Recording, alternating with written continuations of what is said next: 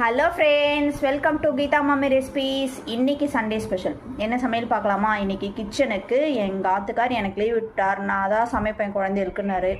So என்ன சமைச்சிருக்கார் பார்க்கலாம். வெறும் சாதம், கோவக்காய் ஃப்ரை ஆந்திரா ஸ்டைலில் பண்ணியிருக்காராம். அதுக்கப்புறம் புடலங்காய் கறி. நெக்ஸ்ட்டு அதில் பூண்டெல்லாம் சேர்த்துருக்கிறதுனால என் மாமியாருக்கு தனியாக கோவக்காய் ஃப்ரை செஞ்சுருக்காரு.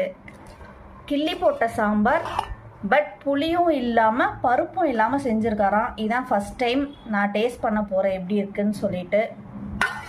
அதுக்கப்புறம் ப்ரோட்டீன் ரிச் சோயா கிரேவி. இது சப்பாத்திக்கு சாப்பிடலாம், சாதத்துக்கும் சாப்பிட்லாம், எல்லாத்துக்குமே சாப்பிட்லாம்னாங்க.